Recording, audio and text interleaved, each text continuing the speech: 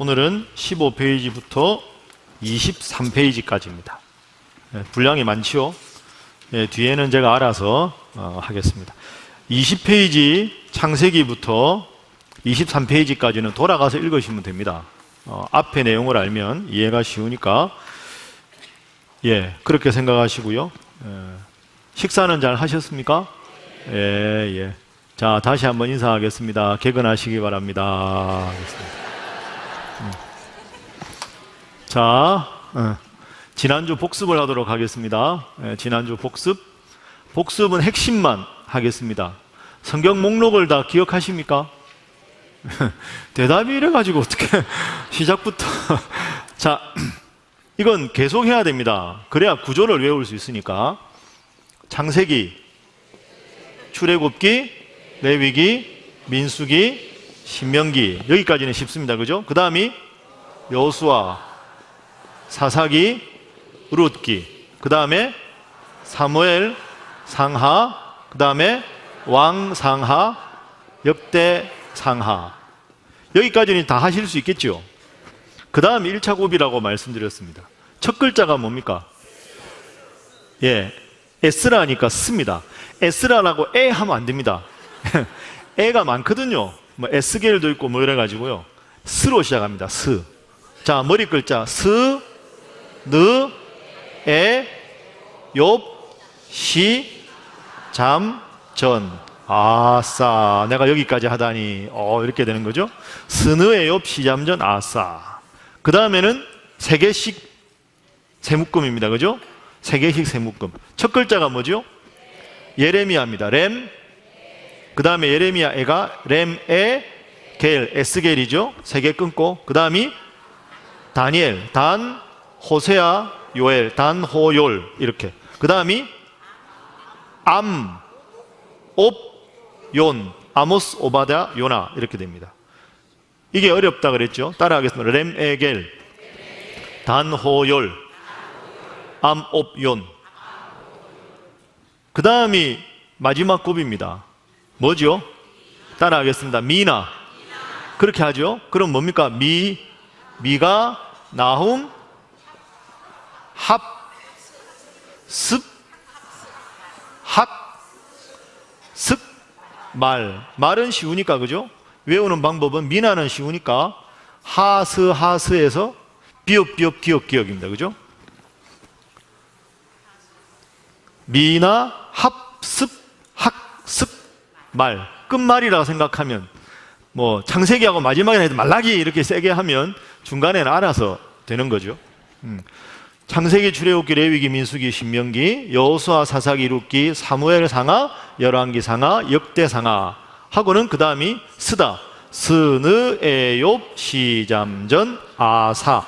그 다음에 세 글자씩 렘, 에, 겔, 단, 호, 열, 암, 옵, 연. 그 다음이 미나, 그죠? 미나, 합습, 학습, 말. 이렇게 하시면 되겠습니다. 잘 하셨습니다. 자, 이렇게 해서 이제 39분인데요. 지난주에 공부한 것 중에 제일 중요한 건 이게 연대순입니까? 아닙니까? 연대순이 아닙니다. 그래서 여기서 헷갈리죠. 막 읽다가 보면 앞에 에스라 느헤미야가 나왔는데 에스라 느헤미야는 한참 후 시대거든요. 이게 연대순이 아니 장르순이다 이렇게 말씀드렸는데요. 장르순이라고 하면 두 가지만 딱 기억하시면 된다 그랬습니다. 요거 5개 하고 그 다음에 요렇게 끊어읽기가 좀 애매한데요. 따라하겠습니다. 창출레민신. 이게 뭐죠? 따라하겠습니다. 율법서. 이게 율법서입니다. 이게 중요하고요. 욥기, 시편, 잠언, 전도, 아가는 따라하겠습니다. 시가서. 시나 노래 이런 뜻이죠. 시가서 이렇게 하면 됩니다. 그러니까 창세기, 출애굽기, 레위기, 민수기, 신명기는 앞에 5권이니까 묶음이 쉽고요.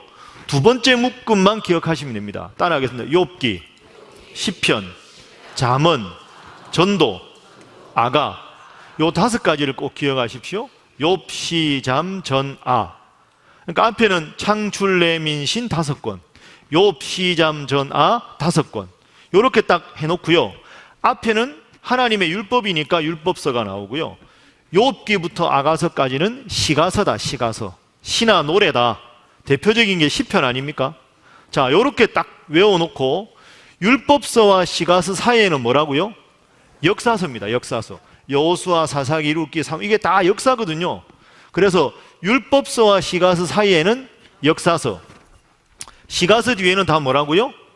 예언서. 이렇게 하면 됩니다. 그러니까 뭐 예언서가 몇 권이다 그걸 다 외우려고 생각하지 마시고요. 맨 앞에 시작하는 5권은 율법서, 욥기부터 욥기, 시편, 잠언, 전도, 아가 5권은 시가서, 이 사이에 있는 거는 역사서고 이 뒤에 있는 모든 건 다 예언서다. 이렇게 외우면 외우기가 쉽습니다. 자, 여기서 마지막 한 가지만 더 복습하고 오늘 본문으로 가겠습니다. 이 구조에서 또 하나 아주 중요한 게 뭐냐 하면 창세기부터 민수기, 신명기까지 오늘 공부할 건 하나님께서 주신 율법의 말씀입니다.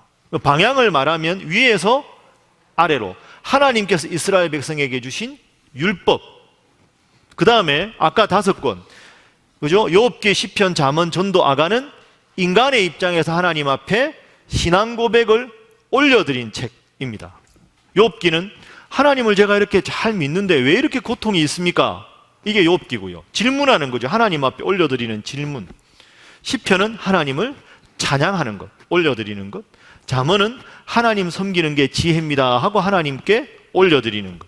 그 다음에 전도는 인생 다 지혜롭게 살아보니 다 헛된 것이고 하나님 믿는 믿음만 최고입니다 하고 하나님 앞에 고백을 올려드리는 것. 아가서는 남녀 간의 사랑을 통해 하나님을 지극히 사랑하는 마음을 표현한 것. 그러니까 율법서하고 시가서가 중요한데 율법서 방향은 위에서 아래로, 시가서는 아래에서 위로, 역사서는 말 그대로 역사를 통해 드러나는 하나님의 뜻, 이렇게 생각하면 되고요. 예언서는 뭐냐? 예언서는 율법의 말씀을 왕들이 잘못 해석하거나 하나님의 말씀대로 살지 않고 그릇 행했을 때 예언자를 통해서 하나님 말씀대로 다시 율법으로 돌아가라 하는 게 예언서입니다. 그러니까 사실은 구약 39권 중에 제일 중요한 게 율법서입니다. 그러니까 오늘 하는 율법서의 내용을 왕이 다스리는 변화된 시대에 하나님의 말씀이 지금 이 시대는 이것이다 라고 다시 한번 율법을 강조하는 게 예언서가 되는 거죠. 그러니까 사실은 모든 예언서는 율법을 변화된 시대에 다시 적용하는 것이다. 이렇게 생각을 하면 이 구조 전체를 다 이해할 수 있습니다. 자, 이제 화면 보시죠. 칠판. 제가 지금까지 말씀드린 게 눈에 다 들어오시죠? 다 들어오시죠?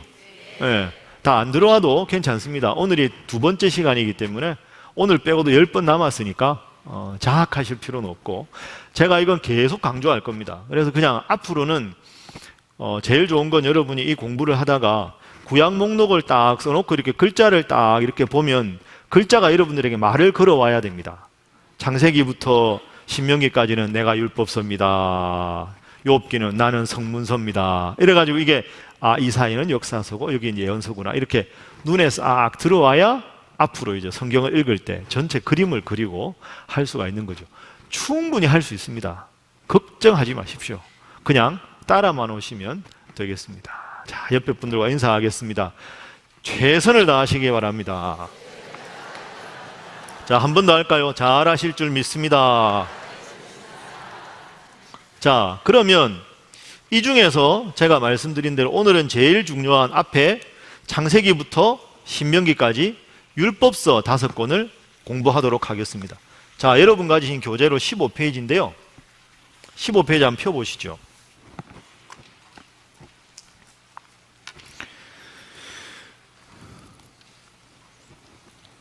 자, 15페이지 펴놓으시고요. 제가 전체 구조를 좀 일러드리겠습니다. 여러분, 기본적으로 미리 말씀드리는데 마음을 강하게 하고 담대히 하십시오. 이거 쉽지가 않습니다. 그죠? 이 5권을 짧은 시간에 하는 게 쉽지가 않은데 잘 기억하십시오. 자, 율법서가 뭐라고요? 책이? 창세기, 출애굽기, 레위기, 민수기, 신명기 5권입니다. 자, 이 5권을 할 때 굳이 구분하자면 이렇게 구분할 수 있습니다. 이렇게 창세기, 출애굽기, 레위기, 민수기, 신명기. 왜 이렇게 구분하느냐? 자, 이렇게 보시죠. 창세기는 성경 전체의 서론입니다. 서론. 그죠? 하나님께서 천지를 창조하셨다. 하나님 천지 창조하시고 아담과 하와를 창조하시고 에덴 동산을 건설하시고 거기에 가인과 아벨 사이의 일. 그죠? 가인이 아벨을 죽이고 도망을 가고 뭐 이런 이야기가 나오고요. 그 다음에 노아 홍수 사건이 나오고 바벨탑 사건이 나오고 그게 1장부터 11장까지입니다. 굳이 구분하자면 자, 12장부터 창세기에 몇 장까지 있습니까? 50장. 아우, 대단하십니다. 자, 여기에는 4명의 족장이 나옵니다. 누굴까요? 아브라함, 이삭, 야곱. 헷갈리시죠? 네. 다 이영으로 시작합니다. 이영. 아이야요. 그죠? 아브라함, 이삭, 야곱, 요셉. 그죠? 아브라함, 이삭, 야곱, 요셉 이야기가 12장부터 50장까지 등장합니다. 그 다음에 출애굽기부터 신명기까지. 자, 보십시오. 안 써도 됩니다. 이것만 보면 다 이해가 됩니다. 출애굽기 뜻이 뭡니까? 출이 무슨 출자일까요? 탈출한다. 애굽은 어느 나라입니까 지금? 이집트죠. 이집트. 그러니까 이집트에서 탈출하는 이야기가 출애굽기입니다. 탈출해서 어디로 갑니까? 가나안으로 가죠. 애굽에서 탈출해서 가나안 땅으로 가는 이야기가 여기까지 나오는 이야기입니다. 그죠? 뒤에 여호수아 연결되죠. 자, 그러면 애굽에서 탈출해서 가나안 땅 갈 때 지도자가 누굽니까? 모세지요. 모세. 그죠? 모세. 자, 그러면 출애굽의 지도자가 모세니까 출애굽기 1장, 2장 여기에 모세가 태어나는 출생 이야기가 나옵니다. 모세가 지도자니까. 신명기가 몇 장까지 있습니까? 34장까지 있습니다. 창세기 50장, 출애굽기 40장, 레위기 27장, 민수기 36장, 신명기 34장. 신명기 34장에 뭐가 나올까요? 모세가 죽는 이야기가 나옵니다. 그죠? 자, 그러니까 정리를 해보면 창세기는 서론, 출애굽기부터 신명기까지는 애굽을 탈출해서 가나안으로 가는 이야기. 하나님이 그 과정에 주인공을 누굴 택하셨다고요? 모세. 그러니까 출애굽기 1장, 2장에 모세 출생이 나오고 3장에서 시내 호렙산 가지 떨기 나무에서 야, 신발 벗어라, 거룩한 곳이다. 너 인도해라. 이 모세 소명 이야기가 3장에 나옵니다. 그렇게 쭉 가가지고 출애굽기, 레위기, 민수기, 신명기 34장에 모세가 죽습니다. 그러니까 출애굽기부터 신명기까지는 모세의 탄생부터 죽음까지 이야기가 되는 거죠. 그래서 크게 보면 모세 오경이라고 율법서를 말하는 이유가 모세가 이 5권을 썼다는 게 아니라 모세의 인생을 통해서 출애굽한 이야기를 역사의 파노라마식으로 보여주는 책이 율법서다, 이런 말입니다. 그래서 모세 오경이라는 말을 잘못 이해해서 모세가 오경을 다 썼다, 그렇게 이해하는 것보다 모세라는 인물을 통해서 출애굽의 이야기를 하나님께서 보여주셨다, 이렇게 보셔야 됩니다. 모세가 썼다 이러면 신명기에 모세가 죽은 이야기는 누가 썼을까요? 모세가 죽기 전에 이렇게 썼다, 좀 믿기가 좀 그렇지 않습니까? 여러분, 한글을 누가 창제했습니까? 세종대왕. 세종대왕이 직접 한글을 창제했을까요? 그죠? 한글을 창제할 수 있도록 학자들을 모으고 집현전을 만든 그게 세종대왕이지, 세종대왕이 머리 이렇게 고민하고 한글을 하나하나 한 건 아니잖아요. 시편의 저자가 누굽니까? 다윗입니다. 다윗이 쓴 건 150편 중에서 반이 안 됩니다. 70여 편밖에 안 되거든요. 그런데 시편 전체에 가장 많은 작품을 쓴 사람이 다윗이기 때문에 다윗이 대표 저자라 시편의 저자는 다윗이다. 다윗이 대표자라는 뜻이죠. 그러니까 모세 오경이라는 말은 모세라는 인물을 주인공으로 해서 출애굽한 이야기라는 뜻이지 모세가 문자적으로 하나하나 썼다라고 볼 이유는 없다. 자, 이렇게 생각하시면 되겠습니다. 창세기는 제가 따로 안 하려고 합니다. 왜냐하면 창세기는 워낙 여러분들이 자신이 있으시죠. 맨날 성경 읽으면 창세기부터 읽지 않습니까? 그래서 뭐 바벨탑, 노아 이런 건 다 아시니까 아브라함, 이삭, 야곱, 요셉도 어느 정도 아시니까 요 구조를 좀 잘 보겠습니다. 출애굽기, 레위기, 민수기, 신명기는 헷갈립니다. 자, 하나 여쭤볼까요? 10계명이 어디 나옵니까? 1번 출애굽기, 2번 레위기, 3번 민수기, 4번 신명기. 예, 객관식으로 하겠습니다. 이렇게 손 들고 틀리면 쑥스러우니까 요만큼만 들어보겠습니다. 출애굽기에 나온다, 손 들어보세요. 예. 레위기 손 들어보세요. 민수기 손 들어보세요. 신명기 손 들어보세요. 안 든 분은 뭡니까? 출애굽기는 10계명은 출애굽기에도 나오고 신명기에도 나옵니다. 출애굽기 20장에도 나오고요. 신명기 5장에 나옵니다. 그럼 하나님이 10계명을 2번 주셨을까요? 그럼 왜 2번 나올까요? 반복. 생각해보면 궁금하잖아요. 앞에 나왔던 사건이 신명기에 또 나오는 경우도 있습니다. 그 이유가 뭐냐 하면, 자, 보세요. 자, 모세가 태어납니다. 모세가 죽습니다. 탄생부터 죽음까지. 모세가 태어난 게 몇 년일까요? 어디에 나옵니까, 이게? 연대표에 나옵니다. 예. 보여드리겠습니다. 자, 여러분, 교재 13페이지 보십시오. 자, 일단 연대표를 봐야 감이 오겠죠. 보십시오. 자, 맨 처음에 아브라함이 가나안 노창한 게 몇 년입니까? 기원전 2091년. 지금부터 4000년이나 전의 인물을 우리가 공부하는 겁니다. 쭉 보면 모세 출생이라고 나오죠. 몇 년입니까? 1527년 기원전입니다. 그렇게 해서 자, 모세가 광야로 도망을 갑니다. 40살 때. 이 애굽의 그 사람을 죽이잖아요. 애굽 사람을. 도망을 갑니다. 그러다가 하나님께서 모세야, 너가 출애굽 시켜라 해서 출애굽을 해서 시내 광야 도착하는 게 1446년입니다. 자, 출애굽에서 가나안 땅 들어가기까지 몇 년 걸립니까? 40년. 그러니까 이스라엘 가나안 도착이 1406년이 되는 거죠. 출애굽 시작이 1446년, 가나안 도착이 1406년. 자, 이렇게 보고 넘어가겠습니다. 이 자꾸 보시면 헷갈릴 수 있으니까, 자, 지금부터 잠시 이제 구조를 보겠습니다. 여러분 16페이지 넘겨보십시오. 자, 16페이지에 어디를 보셔야 되냐 하면 이 주제 2번 모세 시대 해서 모세 이전 시대는 창세기고 모세 시대 출애굽기부터 신명기의 구조라고 나와 있습니다. 다 찾으셨습니까? 예, 이게 가장 중요한 내용입니다. 율법서에서. 제가 지금부터 이걸 집중적으로 여러분에게 소개를 좀 하겠습니다. 지금부터 한 30분 동안 집중해서 들으실 필요가 있습니다. 집중해야 되니까 일단 피곤하신 분들을 위해서 기지개를 한번 켜도록 하겠습니다. 안 피곤하신가 봅니다. 신음소리가 안 나는데요. 네. 자, 이제 보시죠.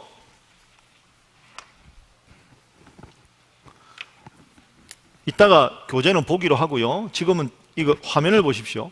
창세기, 출애굽기, 레위기, 민수기, 신명기. 그러면 창세기는 전체 서론이다.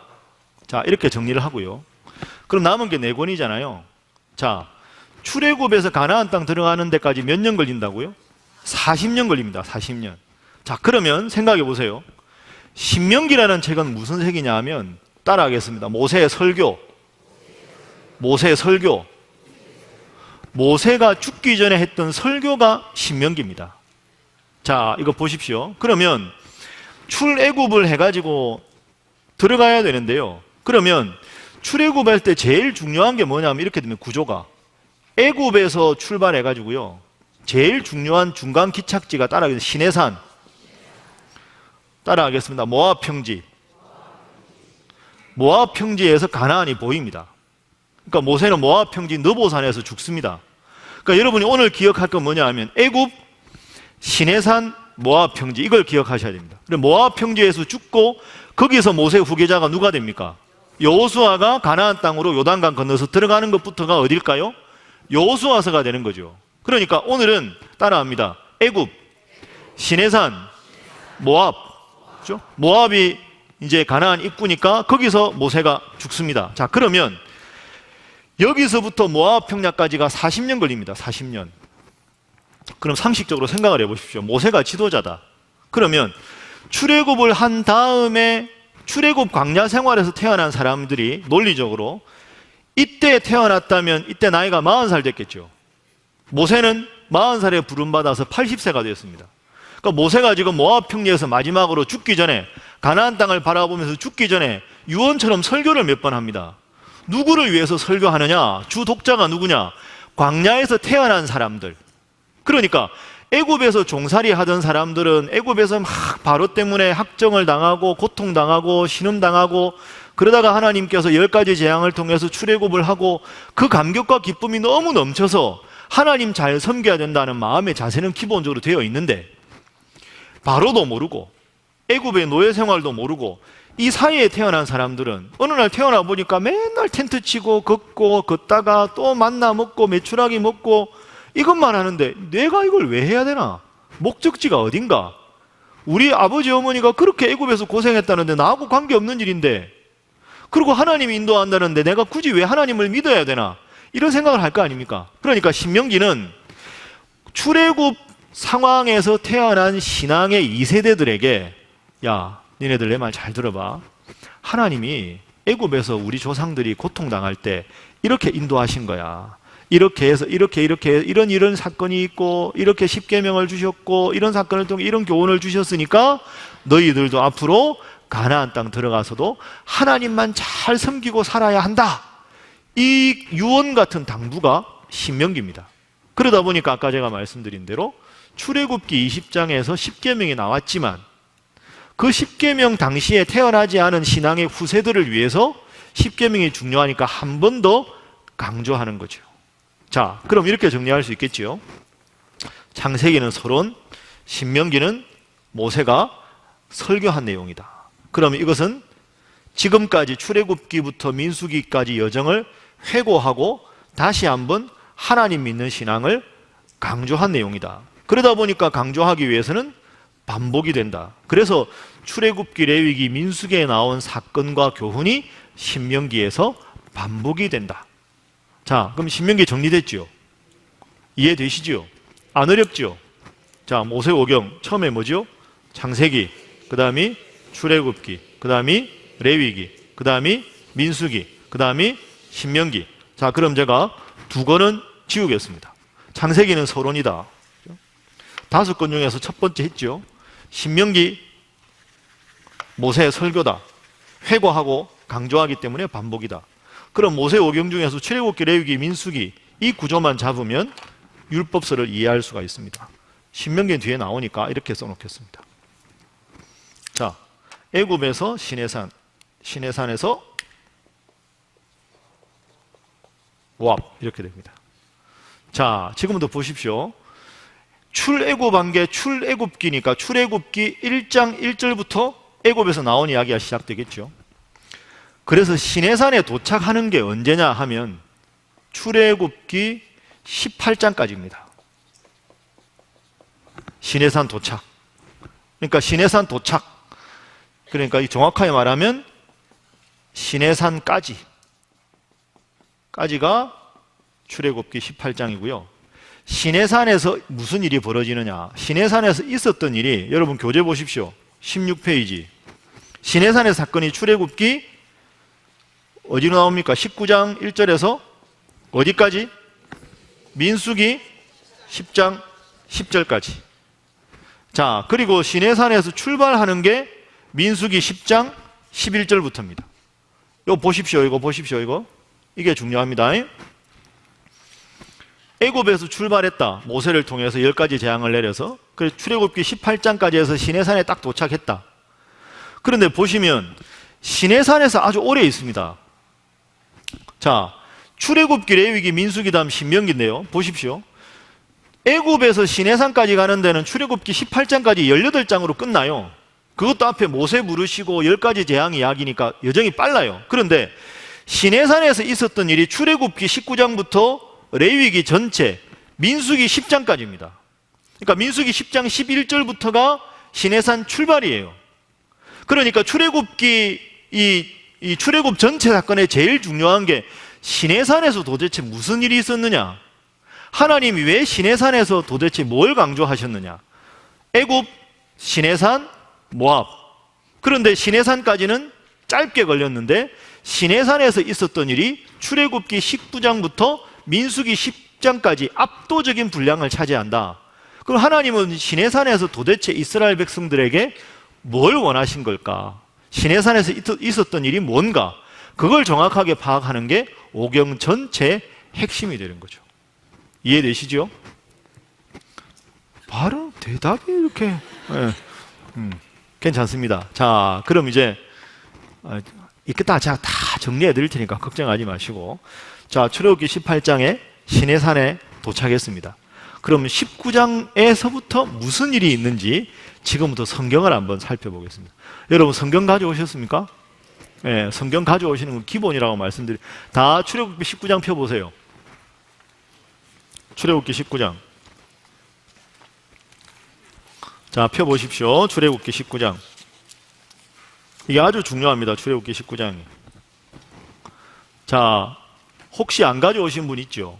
손 들어보세요라고 하는 수는 없지만, 자, 그래서 준비했습니다. 화면 보겠습니다. 다음에는 화면 안 할 수도 있습니다. 출애굽기 19장 1절 보겠습니다. 자, 1절 함께 읽어볼까요? 시작. 이스라엘 자손이 애굽 땅을 떠난 지 3개월이 되던 날 그들이 시내 광야에 이르니라. 아멘. 시내산에는 텐트를 못 치잖아요. 산에. 그러니까 시내산이 보이는 밑에가 시내 광야에 텐트를 쳤습니다. 그러니까 하나님이 시내 광야까지 인도하신 거죠.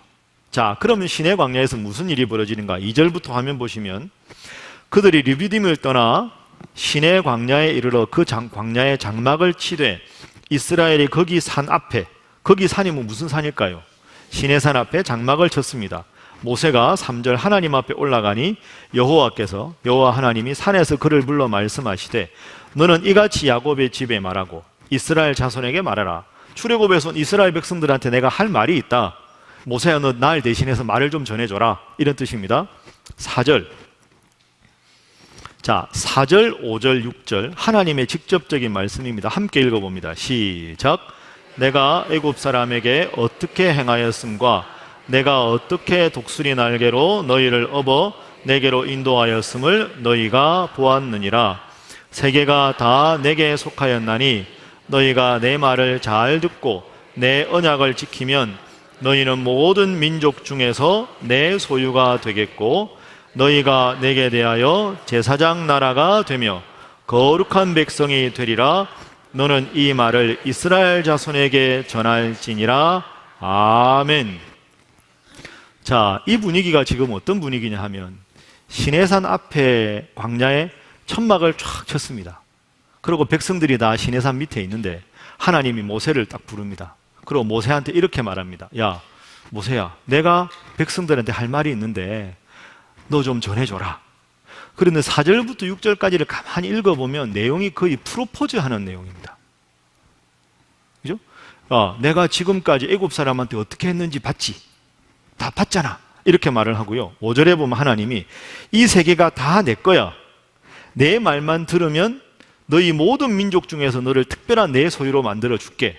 6절, 너희가 내게 대해서 제사장 나라가 되고 거룩한 백성이 된다 하는 말은 다른 모든 민족 중에서 내 말을 잘 들으면 내가 너희 이스라엘 백성들을 특별한 사람으로, 특별한 존재로 만들어 주겠다, 이 뜻입니다.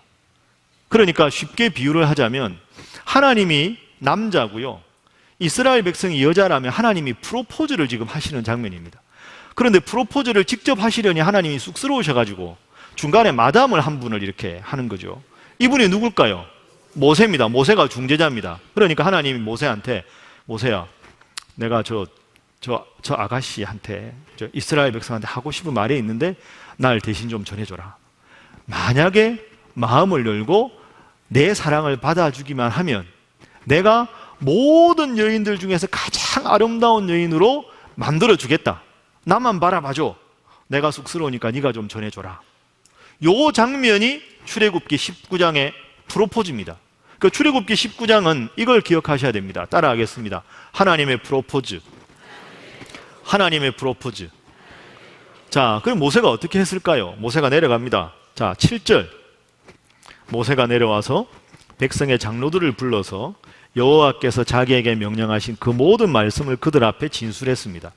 하나님이 하나님만 사랑하면 다 준대. 특별한 존재로 만들어 준다는데 어떡할래? 아가씨, 저 남자가 프로포즈 하는데 어떻게 받을래요? 이렇게 묻는 거죠. 자, 8절. 이제 아가씨의 응답입니다. 8절 함께 읽어봅니다. 시작. 백성이 일제히 응답하여 이르되 여호와께서 명령하신 대로 우리가 다 행하리이다.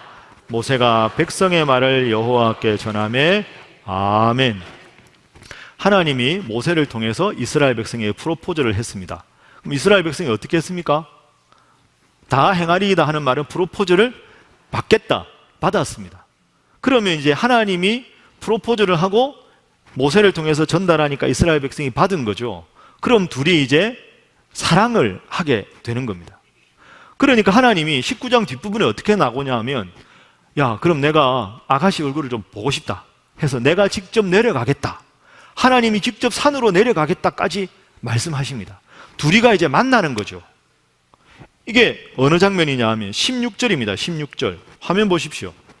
셋째 날 아침에 우레와 번개와 빽빽한 구름이 산 위에 있고 나팔 소리가 매우 크게 들리고 진중에 있는 모든 백성이 뜹니다. 하나님이 산 아래로 내려오시는 겁니다. 이게 기가 막힌 장면입니다. 이게 밑에 있는데 하나님이 직접 내려오는 겁니다. 근데 하나님이 내려오니까 이스라엘 백성이 감당이 안 되는 거예요. 긴장이 돼가지고 하나님이 오니까 허허 하고 이제 막 떱니다. 그러니까 그래도 떠는 게 안타까워서 그러면 내가 안 갈게. 그럼 내가 여기 있을게. 모세야, 네가 대신 올라와라. 그게 20절입니다. 20절 보시죠. 여호와께서 시내산 곧 그 산 꼭대기에 강림하시고 모세를 부릅니다. 자, 그러니까 여기서 출애굽의 목적이 나오는 겁니다. 하나님이 노예 생활을 하던 이스라엘 백성들을 출애굽한 목적은 영원히 이스라엘 백성들을 사랑하기 위해서 부르신 거죠. 하나님이 프로포즈를 했고 이스라엘 백성이 받았습니다. 프로포즈를 해서 받으면 둘이가 결혼을 하는 거죠. 부부가 되는 겁니다. 그러면 하나님이 가진 모든 걸 다 이스라엘 백성에게, 아내가 되는 신부에게 다 주는 거죠. 그러면서 출애굽기 20장으로 넘어갑니다. 20장에 뭐가 나옵니까? 십계명이 나옵니다. 십계명이 뭘까요? 저를 보십시오. 이런 뜻입니다. 내가 당신에게 프로포즈를 했는데 당신이 받았습니다. 모든 민족을 내가 창조했지만 하나님 나만 믿겠다고, 나만 사랑하겠다고 약속을 했으니까 내가 이제 이스라엘 백성들을 특별한 백성으로, 많은 여인들 중에 특별한 내 아내로 맞이하듯이 그렇게 하겠습니다. 내가 앞으로 평생 이스라엘 백성 당신을 사랑할 테니까 당신은 나만 바라봐줘. 부부 생활을 해야 되니까 이것만 반드시 지켜줘. 최소한의 것만. 그게 십계명입니다. 1계명 뭡니까? 나 외에 다른 신을 내게 두지 말라. 나만 바라봐. 딴 남자 보면 안 돼. 이게 1계명이죠. 2계명 뭡니까? 너를 위하여 우상을 만들지 말고 섬기지 마라. 지갑에다가 옛날에 연애하던 남자 사진 넣어가지고 부부싸움하면 이 남자가 나왔는데 그러지 마라. 이게 2번째 계명이죠. 3번째, 나 여호와 이름을 망령되이 일컫지 마라. 딴 데 가서 남편이 뭐가 어떠니 저가 어떠니 하고는 남편 흉보지 마라. 이렇게 되는 겁니다. 4계명이 뭡니까? 안식일을 기억하여 거룩하게 지키라. 아무리 바빠도 일주일에 하루는 나만 좀 생각해줘. 이게 되는 거죠. 그 다음에 이제 처가들도 잘 지내야 되니까 부모님하고 잘 지내고 도둑질하지 말고 이렇게 되라. 그러니까 여러분, 십계명은 하나님이 지키면 복을 주고 안 지키면 벌을 주려고 한 게 아닙니다. 그런 하나님이 아니고요. 내가 다 줄 테니까, 신부인 이스라엘 백성을 위해서 영원히 사랑해 줄 테니까 그냥 나만 바라봐줘. 행복은 나밖에 줄 수 없으니 내가 다 줄 테니까 나만 바라봐줘. 이게 십계명입니다. 그러니까 19장은 하나님의 프로포즈, 20장은 오케이한 신부에 대해서 내가 영원히 사랑해 줄 테니까 부부사랑 십계명을 만들어서 이것만 지켜줘. 이렇게 된 거죠. 그러니까 사실은 따라하겠다는 십계명은 하나님의 축복이다. 그러니까 여러분 이렇게 생각하셔야 됩니다. 나 외에 다른 신을 내게 두지 말라. 이걸 보고 참 하나님 속이 좁으시네. 다른 신을 섬기면, 이게 아니고요. 복을 줄 수 없고 행복을 줄 수 없는 다른 신을 섬기면서 인생을 허비하지 말고 너 하나만 바라고 평생 행복하게 해줄 수 있는 사람은 나밖에 없으니 이스라엘 백성들아, 나밖에 너에게 행복을 줄 수 있는 존재가 없으니 나만 바라봐. 내가 다 알아서 해줄게. 이게 출애굽기 20장입니다. 그러니까 이스라엘 백성들이 거부할 이유가 없죠. 예, 하나님 알겠습니다. 이렇게 된 겁니다. 그러면 자, 신랑이 프로포즈하고 신부가 받고 부부사랑 10계명까지 오케이 했습니다. 그러면 신랑과 신부가 함께 살 집이 필요하겠죠. 하나님하고 이스라엘 백성이 만날 집이 필요할 거 아닙니까? 그 집이 어딜까요? 따라하겠습니다. 회막. 그게 성막이 되는 겁니다. 성막. 그러니까 성막은 하나님이 이스라엘 백성들을 만나시겠다고 약속한 겁니다. 성막 이야기가 출애굽기 25장에 나옵니다. 자, 25장 어디냐 찾아봅니다. 25장 8절입니다. 8절. 17페이지 밑에 나옵니다. 자, 화면 보십시오. 출애굽기 25장 8절 함께 읽어보죠. 시작. 내가 그들 중에 거할 성소를 그들이 나를 위하여 짓되. 아멘. 그러니까 나하고 너하고 만나 살 집을 짓자. 그게 회막이다. 자, 22절 화면 봅니다. 출애굽기 25장 22절 교재에 있으니까 정리해 드리겠습니다. 시작. 거기서 내가 너와 만나고 속죄소 위 곧 증거궤 위에 있는 두 그룹 사이에서 내가 이스라엘 자손을 위하여 내게 명령할 모든 일을 내게 이르리라. 아멘. 저를 한번 따라하겠습니다. 거기서 내가 너와 만나고. 여러분, 이게 대단한 사건입니다. 하나님은 지금까지 저 산 위에 계셨잖아요. 저 위에 떨어져 있다가 그 하나님이 친히 내려와서 다 해방시켜 주시고 내가 너희들 해방시키고 앞으로 영원히 행복하게 해줄 테니까 내 프로포즈를 받아줘. 예, 받겠습니다. 그럼 이것만 지켜. 평생 사랑할게. 알겠습니다. 그럼 내가 집을 지을 걸 가르쳐. 집을 짓자. 그 집에서 내가 너와 만나겠다. 저 먼 우주에서 내가 너와 관계없이 지내는 게 아니라 너희들 12지파가 텐트 치고 있는 그 제일 중심에 회막을 만들어라. 그 회막에서 너희가 기도할 때마다 내가 너의 기도를 듣고 너를 만나 주겠다. 이렇게 하나님이 말씀하시는 거죠. 이게 엄청난 사건입니다. 하나님이 직접 프로포즈 하시고 하나님 직접 와서 내가 너희와 사랑을 나누겠다. 그래서 여러분 출애굽기 25장부터 회막 이야기가 나옵니다. 그리고 26장 쭉 넘어가서 40장의 출애굽기 마지막인데요. 40장에 가면 이제 회막이 완성이 됩니다.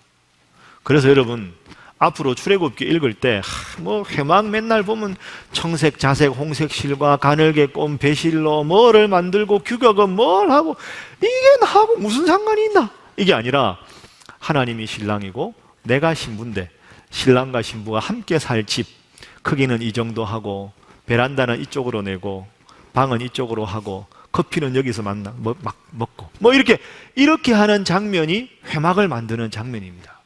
그래서 출애굽기의 40장 마지막이 회막을 만드는 이야기로 끝이 납니다. 자, 출애굽기 40장 한번 펴보십시오. 성경책 가져오라고 말씀드렸습니다. 다음 주부터 가져오십시오. 자, 출애굽기 40장에 눈으로 쭉 보시면 34절 구름이 회막에 덮이고 여호와의 영광이 성막에 충만했다. 이렇게 출애굽기가 끝납니다. 자, 넘어갑니다. 레위기 1장 1절. 자, 레위기 1장 1절. 성경책 없는 분은 외우시고 있는 분은 함께. 화면 보지 마십시오. 제가 일부러 안 넣었네. 자, 보겠습니다. 예, 우리 방송 자막 하시는 분 은혜가 많아서. 자, 레위기 1장 1절 시작. 여호와께서 회막에서 모세를 부르시고 그에게 말씀하여 이르시되 아멘. 따라합니다. 회막에서 모세를 부르시고. 그러니까 여러분 레위기 1장 1절이 저래서 중요한 겁니다. 회막에서 하나님이 모세를 만나셨습니다. 저 하늘 위에서 필요할 때 부르시는 하나님이 아니라 신혼집을 만들 모든 양식을 쫙 설명한 다음에 출애굽기 40장에 그 회막에 하나님의 영광이 가득하고 레위기 딱 들어가면 회막에서 이제 모세를 만나시는 겁니다. 자, 레위기 하면 재미가 솔직히 있습니까? 없습니까? 너무 자신 있게 그렇게 말씀을 하시면 예. 레위기에 보면 번제, 소제, 화목제, 속제제, 속건제, 뭐 제물은 이렇게 해라, 각을 어떻게 했더라. 이게 무슨 관계 있나? 이게 뭐냐 하면 이제 회막, 신혼집에서 하나님하고 이스라엘 백성이 만나는 거죠. 알콩달콩 살아야 될 거 아닙니까? 근데 하나님은 신부 이스라엘 백성의 모든 걸 다 아십니다. 창조했으니까. 그런데 이스라엘 백성들은 신랑에 대해서 아는 게 없습니다. 그러면 이 신랑이 도대체 뭘 좋아하나, 음식을 뭘 좋아하나 알아야 될 거 아닙니까? 여러분, 김치찌개 끓일 때 뭘 넣어서 끓여야 제일 맛있습니까? 돼지고기요? 예? 햄요? 아, 김치가 맛있어야 된다. 그럼 예를 들어서 번제, 소제, 화목제, 속제제, 속번제는 하나님이 왜 이렇게 말씀하셨나? 이런 뜻입니다. 신부, 혹시 김치찌개 끓일 줄 알아요? 나는 김치찌개 신김치 팍 넣고 돼지고기 넣어서 먹는 거 좋아해요. 돼지고기 넣을 때는 삼겹살을 이 정도로 좀 잘라가지고 몇 도에 좀 보글보글 끓여서 뚜껑을 이렇게 열면 참 맛있더라고요. 참고하세요. 된장찌개 끓일 줄 알아요? 된장찌개 끓일 때는 된장을 어떻게 숙성을 하고 어떻게 해가지고 뭐 어떻게, 이게 번제, 소제, 화목제, 속제제, 속건제입니다. 그러니까 하나님이 신부를 위해서 모든 걸 다 해주는데 신부는 신랑에 대해서 아는 게 없으니까 신랑의 식성에 따라서 이건 하나님 너무 까다롭다, 뭐를 이렇게 하는, 까다로운 게 아니고요. 하나님에 대해서 알지 못하는 이스라엘 백성들 하나님께서 자상하게 일러주시는 거죠. 이 요리 하고 싶을 때는 이렇게 하세요.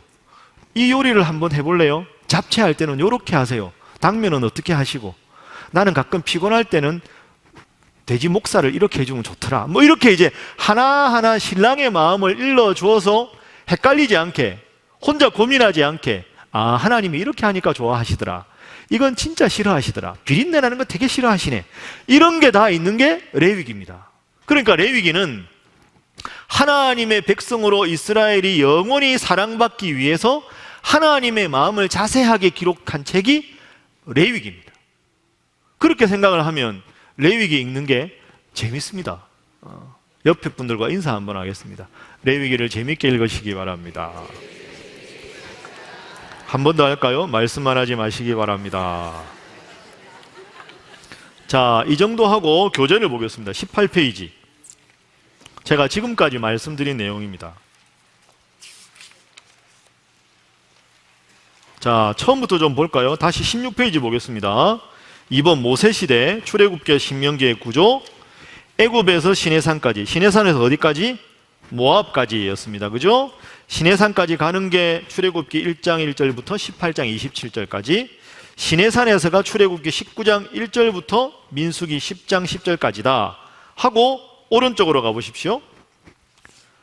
중간 밑에 보면 출애굽기 19장부터 언약의 백성들이 지킬 규례가 나오고, 그 밑에 17페이지 밑에서 5번째 줄에 보면 하나님의 하산, 내가 그들 중에 거할 성소를 그들이 나를 위해서 짓되 회막에서 나를 만나자 넘어갑니다. 그래서 18페이지 위에서 4번째 줄, 그래서 이어서 회막의 건설은 어디서 완성된다? 출애굽기 40장에서 완성이 된다. 그래서 레위기 1장 1절에 여호와께서 회막에서 모세를 부르셨다. 자, 그 밑에 제가 읽어봅니다. 어디서? 회막에서. 이전까지는 출애굽기 40장까지는 하나님께서 산에서 말씀하셨는데, 이제부터 하나님은 더 이상 산에서 말씀하시는 분이 아니라 하나님께서 산 아래로 내려오셨습니다. 하나님께서 회막에서 이스라엘 백성 한가운데서 이스라엘의 매일의 삶에 관한 가르침을 선포하십니다.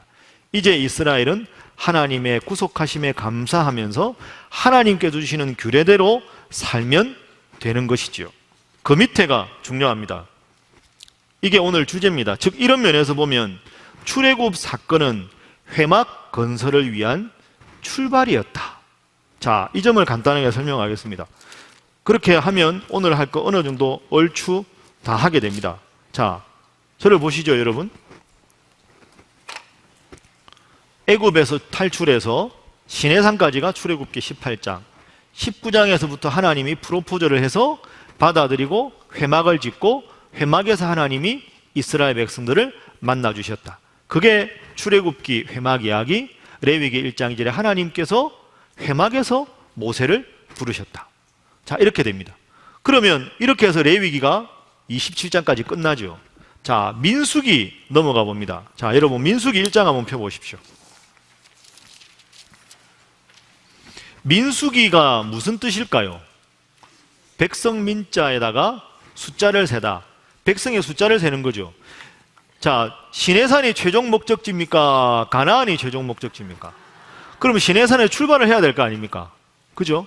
그러면 레위기까지 끝나고 민수기에는 출발하기 위해서 점검이 필요한 거죠. 그래서 백성들 숫자를 세보는 겁니다. 자, 그럼 이제 시내 출발한다. 지파별로 몇 명인지 세봐. 자, 순서 딱 배열 정확하게 하고 출발하자. 이게 민수기입니다. 그래서 민수기 1장 딱 보면 싸움에 나갈 만한 자를 숫자를 셉니다. 2장 넘어가 보십시오.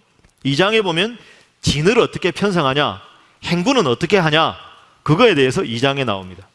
그리고 3장에 보면 제사장들 이야기가 쭉 나옵니다.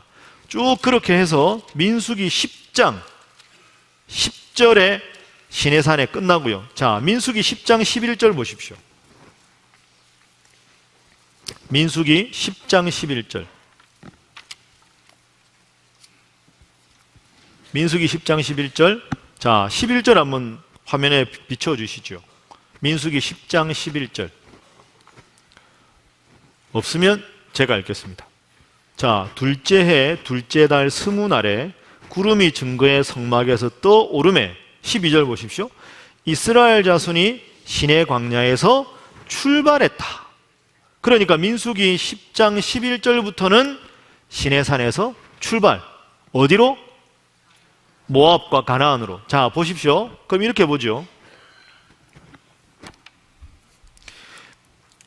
출애굽기 레위기가 끝나고요. 민수기에서 진을 편성하고 출발해서 민수기 10장 11절부터 이제는 시내산에서부터 모압으로 갑니다.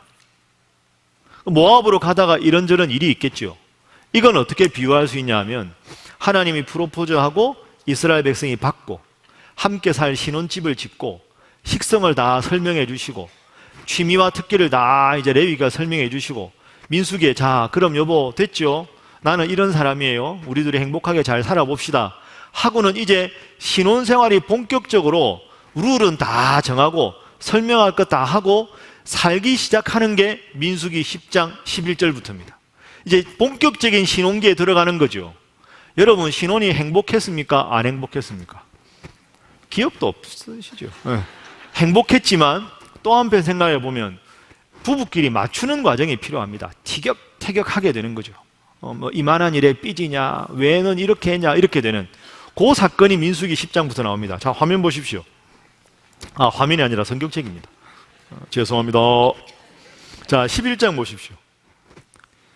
11장, 민수기 11장 눈으로 보시면 화면 안 비쳤습니다. 성경책 가져오라고 말씀드렸죠. 여호와께서 들으시기에 백성이 악한 말로 원망합니다. 하나님을 원망하는 거죠. 신부가 아유 신랑이 뭐 저러나 뭐 이렇게 이제 하는 거죠. 디베라에서 원망하고.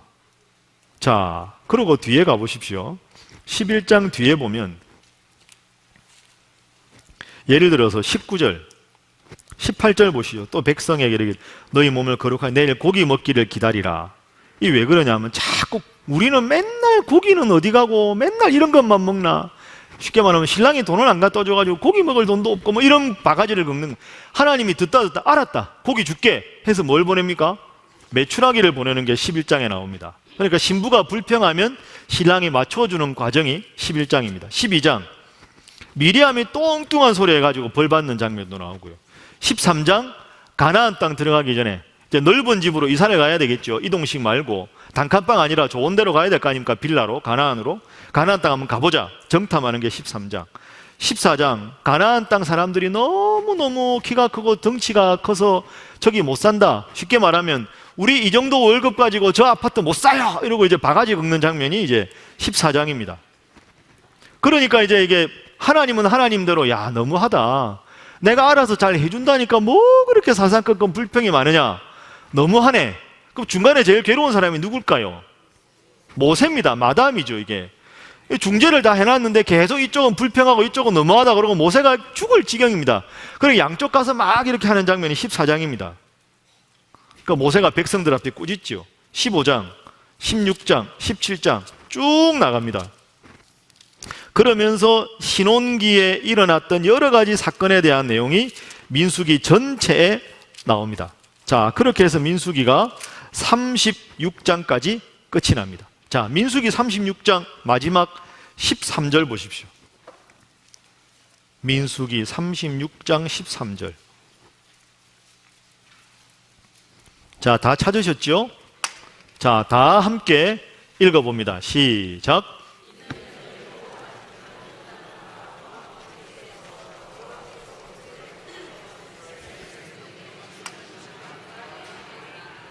아멘. 자, 이는 여리고 맞은편 요단가 어디에서?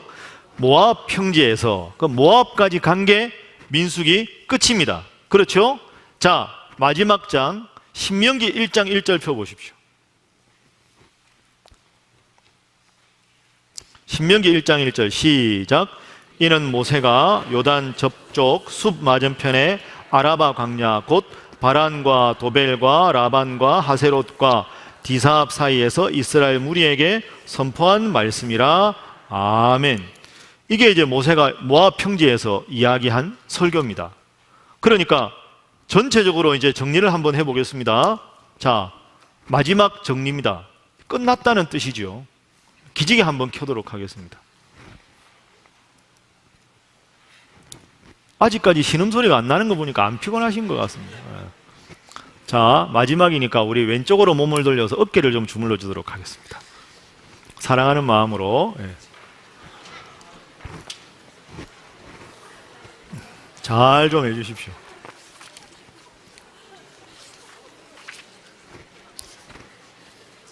자, 반대로 가겠습니다.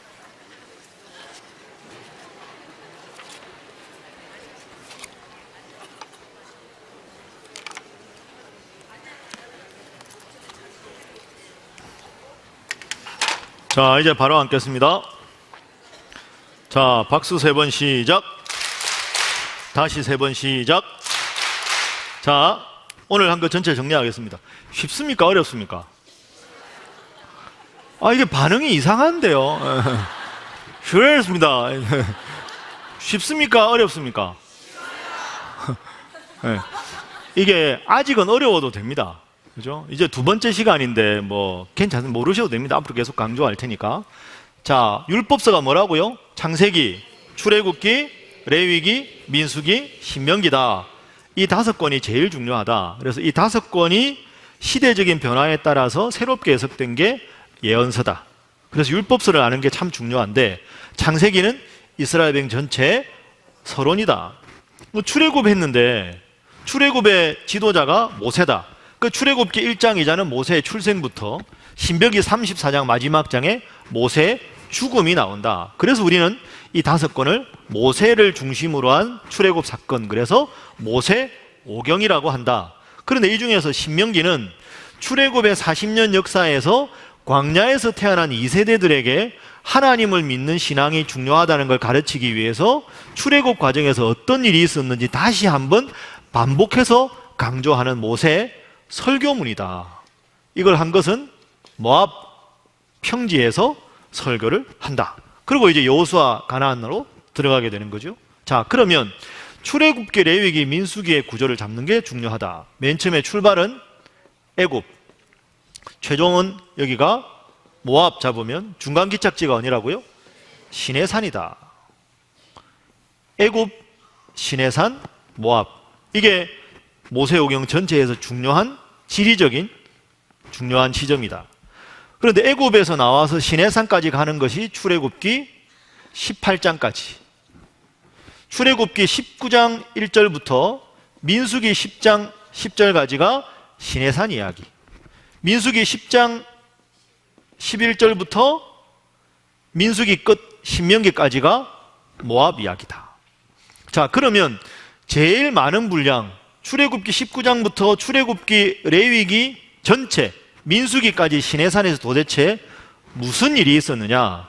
하나님께서 출애굽기 19장 1절에서 이하에 보면 모세를 통해 하나님께서 프로포즈를 하신다. 내가 영원히 이스라엘 백성들의 행복을 보장해 줄 테니 너희는 내 계명을 지키라. 그렇게 하겠느냐라고 모세를 통해 물었을 때 이스라엘 백성들이 예, 그렇게 하겠습니다 라고 말했다. 그래서 하나님과 이스라엘 백성 사이는 신랑과 신부 관계가 되었다. 부부가 관계가 되었으니까 부부끼리 지켜야 될 가장 최소한의 윤리적인 덕목이 10계명이다. 그래 출애굽기 20장에 10계명이 나온다. 부부가 되었으니까 부부가 항상 함께 만나고 함께 거처할 곳이 필요하다. 그곳이 어디다? 회막이다. 그래서 회막 이야기가 출애굽기 25장에 나온다. 거기서 내가 너희를 만나주겠다. 거기서 우리가 신혼집을 만들자. 신혼집의 규격을 어떻게 할지 쭉 설명한 다음에 출애굽기 마지막 40장에서 회막이 완성이 된다. 그리고 레위 출애굽기 다음이 레위기인데 레위기 1장 1절에 하나님께서 회막에서 모세를 만나 주셨다. 하나님께서 산하로 내려와서 이스라엘 백성들과 함께 거하신다. 그러면서 하나님이 어떤 분인지 자세하게 하나님에 관한 걸 설명하는 것이 레위기다. 그리고 민수기 10장까지 그 설명을 다 마치신 후에 이제 본격적인 신혼이 시작되는 것이 민수기 10장 11절부터 모압 평야에서 민수기 전체. 그래서 민수기 전체에 보면 신랑과 신부가 서로 맞추려고 티격태격하는 그런 사건들이 많이 등장한다. 그리고 신명기는 전체적으로 모세가 설교한 내용이다. 이렇게 생각을 하시면 되겠습니다. 자, 지금까지 한 내용 전체를 몇 가지로 딱 정리를 해드리겠습니다. 요거는 기억을 하십시오. 쓰십시오.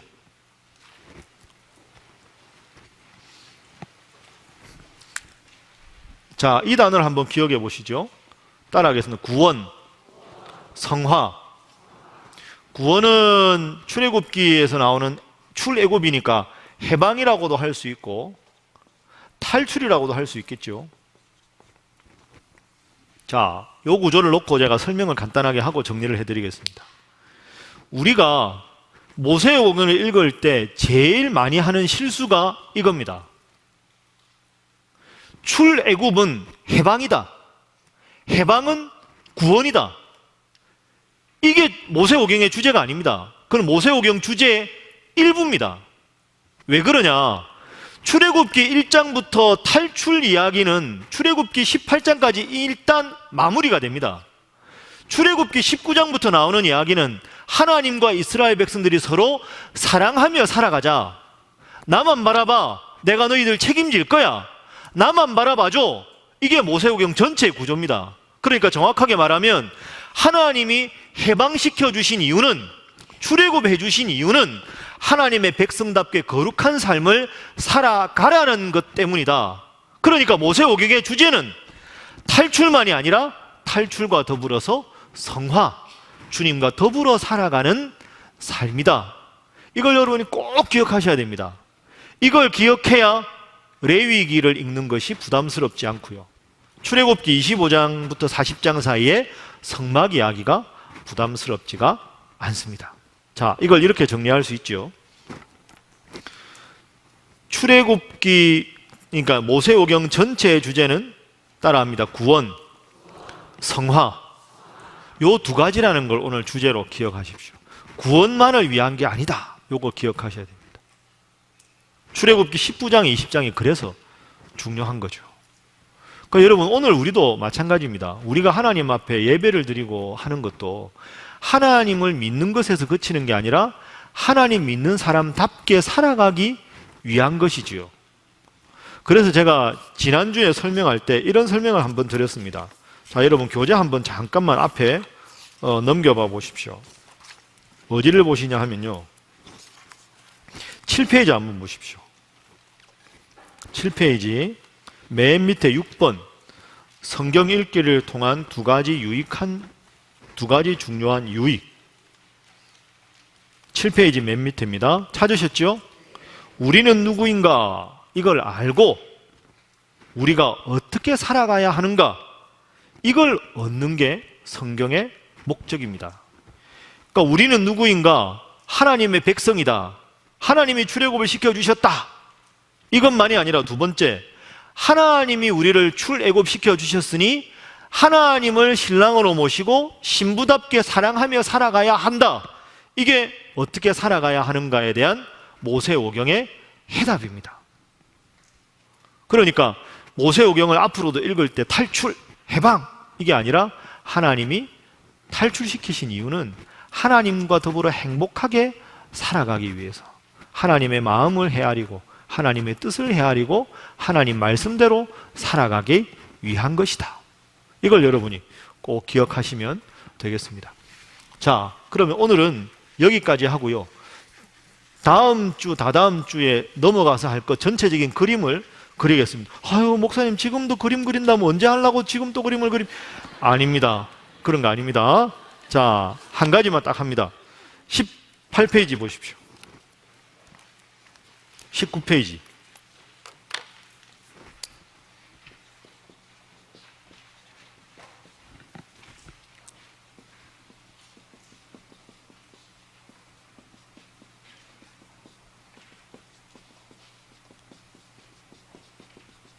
그거 안 보시면 여기만 보십시오.